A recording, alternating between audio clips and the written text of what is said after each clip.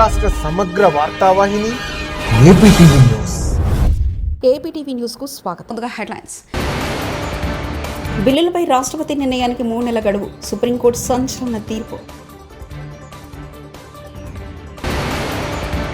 ఇదేం ప్రభుత్వం? సీఎం రేవంత్ రెడ్డికి హరీష్ రావు స్ట్రాంగ్ వార్నింగ్.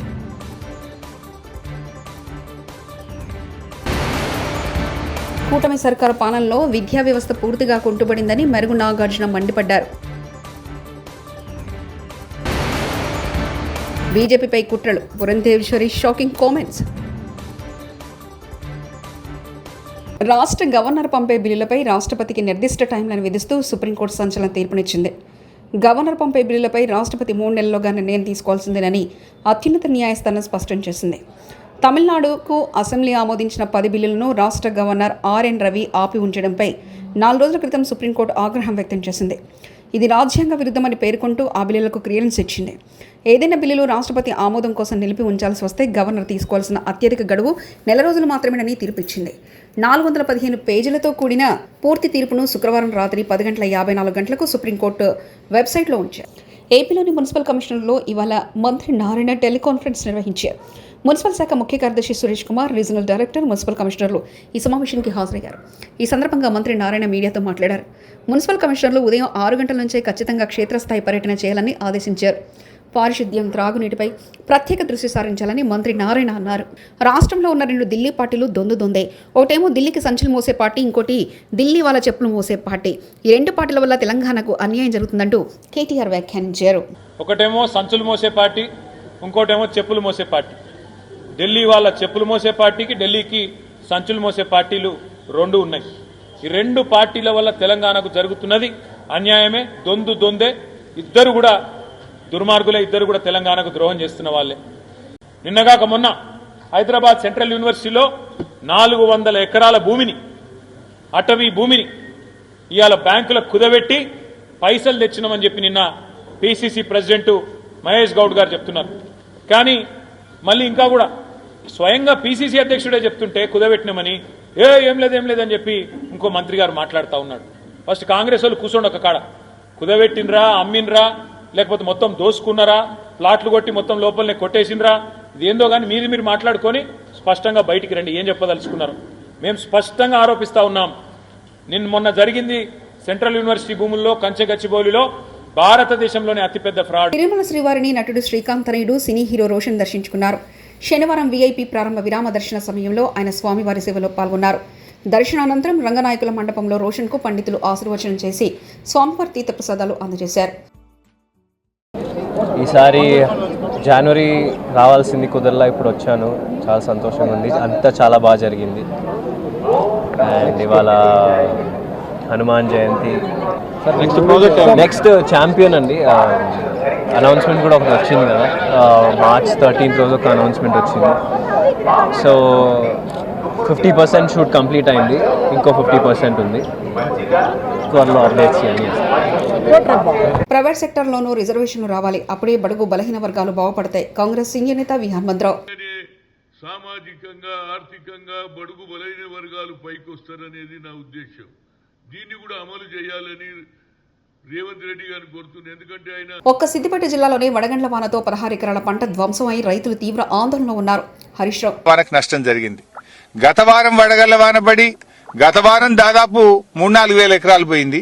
ఈ వారం 12,000 ఎకరాలు పోయింది. అంటే 2 కలిపితే 16,000 ఎకరాలు ఒక్క సిద్దిపేట జిల్లాలో నష్టం జరిగింది. అంటే 6 కాలం కష్టపడి పెట్టుబడి అంతా పెట్టి చెమట చుక్కలు పడిచి బుక్క నోట్లకు పోయే సమయానికి పంట ఇక రేపో మాపో కోస్తమనంగా ఈ రాళ్లు పడి చాలా నష్టం జరిగింది. పాపం రైతులు చాలా దుఃఖంలో ఉన్నారు. టీడీపీ తోడేళ్లు, జనసేన గుంట నక్కలు సోషల్ మీడియాలో మహిళలపై దారుణంగా ట్రోల్ చేస్తున్నారని, ఈ నక్కలు తోడేళ్లను పెంచి పోషిస్తుంది టీడీపీని అంటూ వైఎస్ఆర్సీపీ అధికార ప్రతినిధి శ్యామల మండిపడ్డారు. శుక్రవారం ఆమె ఆ పార్టీ కేంద్ర కార్యాలయంలో మీడియా సమావేశంలో మాట్లాడుతూ వైఎస్ జగన్ ఫ్యామిలీతో సహా అందరిపై ఇష్టారాధంగా ట్రోల్స్ చేస్తున్నారని ధ్వజమెత్తారు. బరి తెగించి పోస్టులు పెడుతున్న వారిపై ఎందుకు కేసులు పెట్టడం లేదంటూ ఆమె ప్రశ్నించారు. మీరు పెట్టరు, ఎందుకంటే వాళ్ళని పెంచి పోషిస్తున్నది మీరే కాబట్టి. పెంచి పోషిస్తున్నది టీడీపీ పార్టీ, జనసేన పార్టీయే కాబట్టి వాళ్ళ మీద ఎలాంటి కేసులు ఉండవు. అంటే మీరే పోస్టులు పెడతారు, మీరే బాధ పెడతారు. ఎవరినో ఒకరిని అరెస్ట్ చేసినట్టుగా చూపించి ఇదిగో మాకు మహిళల పట్ల ఇంత గౌరవం ఉంది, అసలు మహిళల్ని ఎవరు ఒక్క మాట అన్నా అది మా పార్టీ వాళ్ళైనా సరే మేము ఊరుకోము, మేమంత ప్రేమిస్తాం మహిళల్ని అంటూ మళ్ళీ బింకాలు పలుకుతారు. అసలు మీ మోడస్ ఆపరెండియే ఇది. This is how you work, your social media works.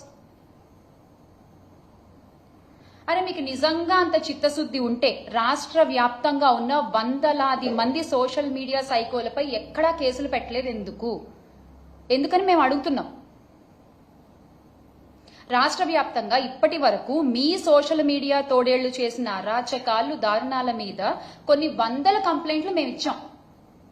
దానిలో ఒక్కటన్నా మీరు చదివారా? కనీసం ఒక్కళ్ళన్నా మీరు అరెస్ట్ చేశారా? వాళ్ళని మీరు అరెస్ట్ చేయరు, ఎందుకంటే మిమ్మల్ని జాకీలేసి లేపాల్సింది వాళ్లే కదా, అందుకని వాళ్ళని మీరు అరెస్ట్ చేయరు. నిన్న కూడా ఆ కిరణ్ అనే వ్యక్తిని మీరు ఎప్పుడు అరెస్ట్ చేశారు?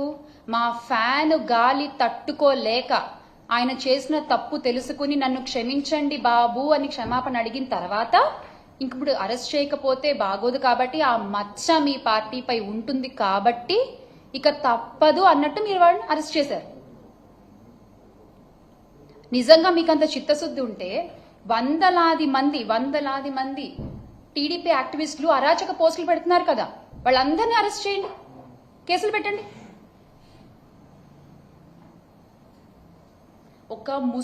ఒక ముసుగు మాత్రమే నిన్న జరిగిన అరెస్ట్ కూడా. కూటమి సర్కారు పాలనలో విద్యా వ్యవస్థ పూర్తిగా కుంటుపడిందని వైఎస్ఆర్సీపీ నేత మాజీ మంత్రి మెరుగు నాగార్జున మండిపడ్డారు. కూటమి సర్కారు పాలనలో విద్యా వ్యవస్థ పూర్తిగా కుంటుపడిందని వైఎస్ఆర్సీపీ నేత మాజీ మంత్రి మెరుగు నాగార్జున మండిపడ్డారు. శనివారం ఆయన తాడేపల్లిలోని ఆ పార్టీ కేంద్ర కార్యాలయంలో మీడియా సమావేశంలో మాట్లాడుతూ వైఎస్ జగన్ హయాంలో పేదలంతా సంతోషంగా చదవగలిగారని, నేడు ఫీజులు కూడా చెల్లించలేని పరిస్థితి కూటమి ప్రభుత్వం తెచ్చిందని మండిపడ్డారు. ఫీజు రియంబర్స్మెంట్ నిధులు ఇవ్వకుండా ప్రభుత్వం కక్ష సాధింపులకు దిగిందని టీడీపీ కార్యకర్తలు ట్వీట్ చేస్తేనే మంత్రుల్లోకి స్పందిస్తున్నారని మెరుగు నాగార్జున మండిపడ్డారు. రిజల్ట్ ఉండదు, అప్పుడు వారు పైకి వెళ్ళడానికి ఆస్కారం ఉండదు, ఉన్నత చదువులకు వెళ్ళడానికి ఆస్కారం ఉండదు. ఎందుకు నిమ్మకు నీరెత్తినట్టు ఉన్నారో చెప్పాలని మరి విద్యామంత్రి గారిని, ఆంధ్ర రాష్ట్ర విద్యామంత్రి గారిని అడుగుతా ఉన్నాం.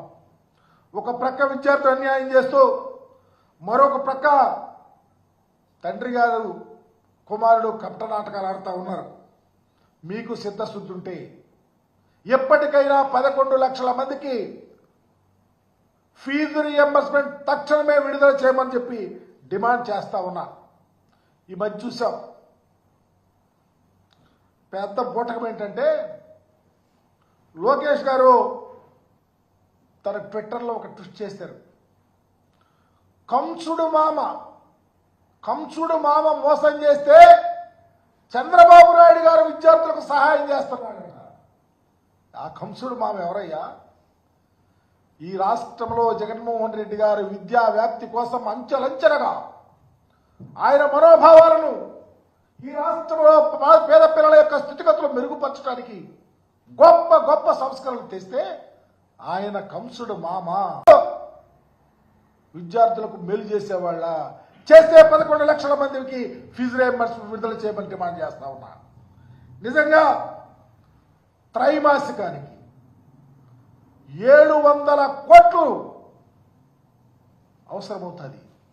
టెన్షన్గా ఎప్పటికప్పుడు త్రైమాసికం వారీగా విడుదల చేసినటువంటి జగన్మోహన్ రెడ్డి గారి ప్రభుత్వం విమర్శించే నైతిక హక్కు మీకు ఎక్కడిదని అడుగుతా ఉన్నా. మీరున్నారు, ఇదిగోండి జనవరి, మార్చి, మేలో త్రైమాసిక 700 కోట్లకి దరిదాపు 4 టెన్యూర్లకి 22,800 కోట్ల రూపాయలు మీరు విడుదల చేయాల్సి వస్తే 700 కోట్లు విడుదల చేశారని చెప్తున్నారు. 2,800 ఎక్కడా, 700 ఎక్కడా, ఎవరి ముక్కులో పెడతారు? అంబేద్కర్ రాజ్యాంగం మారుస్తారని మోదీ ప్రభుత్వంపై కాంగ్రెస్ నేతలు దుష్ప్రచారం చేశారని బీజేపీ ఏపీ అధ్యక్షుడు దగ్గుబాటి పురంధేశ్వరి తీవ్ర విమర్శలు గుప్పించారు. కాంగ్రెస్ హయాంలోనే రాజ్యాంగంలో ఎక్కువసార్లు సవరణలు జరిగాయని చెప్పారు. ముస్లింల ఓటు బ్యాంకును దృష్టిలో ఉంచుకుని స్వార్థంతో కాంగ్రెస్ నేతలు మోదీ ప్రభుత్వంపై దుష్ప్రచారం చేశారని ధ్వజమెత్తారు. బీజేపీ రాజ్యాంగంలో 22 సవరణలు చేసినా అది వివిధ వర్గాల అభ్యున్నతికి కృషి చేసినవేనని తెలిపారు. సామాజిక న్యాయం కోసం ఈ నిర్ణయాలను ప్రధానమంత్రి నరేంద్ర మోదీ తీసుకున్నారని చెప్పారు. విజయవాడలోని బీజేపీ కార్యాలయంలో ఇవాళ శనివారం అంబేద్కర్ జయంతి వేడుకలు నిర్వహించారు. ఈ కార్యక్రమంలో బీజేపీ జాతీయ ఉపాధ్యక్షులు డికే అరుణ, బీజేపీ ఏపీ అధ్యక్షులు దగ్గుపాటి పురంధేశ్వరి, సోము వీరాజు, దయాకర్ రెడ్డి, గుడిసె దేవానంద్, విల్సన్ తదితరులు పాల్గొన్నారు. వారు రిజైన్ చేసే స్థాయికి తీసుకొచ్చినటువంటి సంఘటనలు ఇవన్నీ కూడా కార్యకర్తలతో చర్చించి ఏ విధంగా ప్రజల్లోకి తీసుకెళ్లాలి అనేటువంటి కార్యాచరణని సూచించుకోవడానికి కూడా మేమందరం కూడా సమావేశం అవటం జరిగింది. బాబాసాహెబ్ అంబేద్కర్ గారిని నిజంగా భారతీయ జనతా పార్టీ మాత్రమే గౌరవించింది. వారికి భారత రత్న ఇచ్చిన, పార్లమెంట్ లో వారి చిత్రపటాన్ని పెట్టిన, అదే విధంగా వారి జీవితంతో ముడిపడినటువంటి 5 ప్రాంతాలని కూడా పంచతీర్థులుగా అభివృద్ధి చేసిన, వారు ఉన్నటువంటి ఇల్లు 26 అలిపూర్ రోడ్ లో ఉన్నటువంటి గృహాన్ని దాన్ని అభివృద్ధి చేసిన, ఇదంతా కూడా భారతీయ జనతా పార్టీ చేసింది. కానీ 75 సంవత్సరాల దేశంలో 65 సంవత్సరాల అధికారంలో కాంగ్రెస్ పార్టీ ఏనాడు పట్టించుకోలేదు. అదేవిధంగా రాజ్యాంగానికి ఏ విధంగా కాంగ్రెస్ పార్టీ తూట్లు పొడిచింది. వారు ఎన్నికల సందర్భంలో ఏమన్నారు? రాజ్యాంగాన్ని భారతీయ జనతా పార్టీ మార్చివేస్తుందని చెప్పి వారు చెప్పారు. కానీ 106 సార్లు సవరణ జరిగితే దానిలో ఎక్కువ పర్యాయం కాంగ్రెస్ పార్టీ అధికారంలో ఉన్నప్పుడే సవరణలు జరిగాయి. ఆ సవరణలు కూడా వారి స్వలాభాన్ని వారి ఓటు బ్యాంక్ చేశారే గాని సామాజిక న్యాయంలో ఉన్నటువంటి వారి సంక్షేమాన్ని లేకపోతే అభివృద్ధిని అందించడానికి వారు ఎప్పుడు కూడా చేయలేదు. 22 పర్యాయాలు నరేంద్ర మోడీ గారు రాజ్యాంగ సవరణ చేసిన ప్రతి ఒక్క సవరణ కూడా దేశంలో ఉన్న సామాజిక న్యాయం అందించాలి అనేటువంటి ఆలోచన దృక్పథం. దానిలో భాగంగానే బీసీ కమిషన్‌కి చట్టబద్ధత కల్పించడం కావచ్చు, నారీ శక్తి అధినియమని మహిళలకు చట్టసభలో 33% రిజర్వేషన్ గా మార్పు చేయటం కావచ్చు. ఈ రకంగా ప్రతి ఒక్క 22 సామాజిక న్యాయాన్ని భారతదేశ అభివృద్ధిని దృష్టి చేసినటువంటి సవరణలని చెప్పి ప్రజలు గమనిస్తున్నారని చెప్పి మేము గట్టిగా విశ్వసిస్తున్నటువంటి విషయం. కనుక ఇవన్నీ కూడా ఇవాళ ఇక్కడ చర్చించుకుని ఏ విధంగా ప్రజలు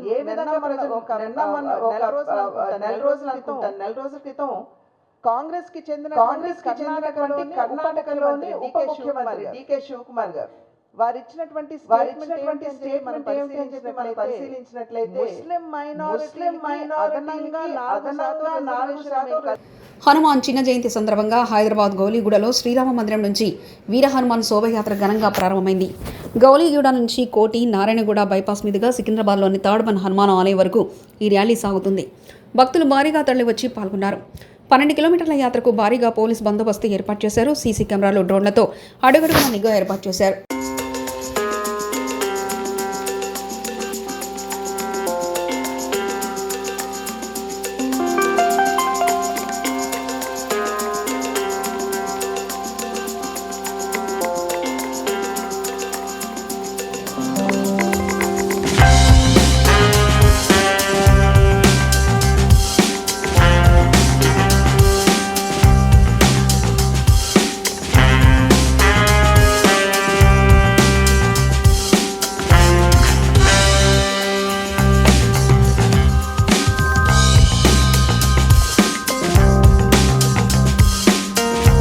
హనుమాన్ చిన్న జయంతి సందర్భంగా కర్మన్ ఘాట్ ధ్యానాంజనేయ స్వామి ఆలయానికి భక్తులు పోటెత్తారు. బారాసా ఎమ్మెల్సీ కవిత స్వామివారిని దర్శించుకుని ప్రత్యేక పూజలు నిర్వహించారు. భక్తుల రద్దీ పెరగడంతో ఆలయ ప్రాంగణం కిటకిటలాడింది. రద్దీకి అనుగుణంగా భక్తులకు అసౌకర్యం కలగకుండా ఆలయ సిబ్బంది అన్ని ఏర్పాట్లు చేశారు.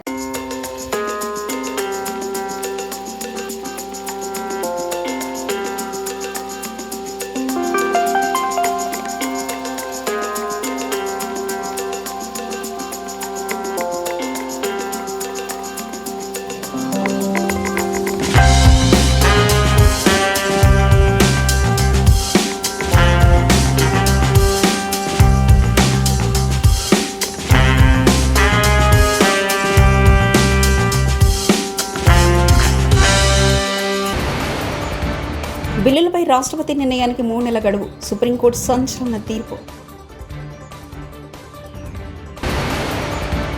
ఇదేం ప్రభుత్వం? సీఎం రేవంత్ రెడ్డికి హరీష్ రావు స్ట్రాంగ్ వార్నింగ్.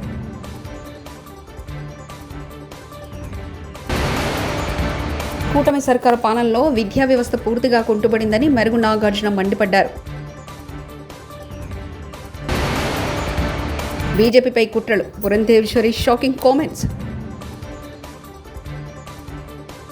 ఇవి బులెటిన్ విశేషాలు. చూస్తూనే ఉండండి ఏపీటీవీ న్యూస్.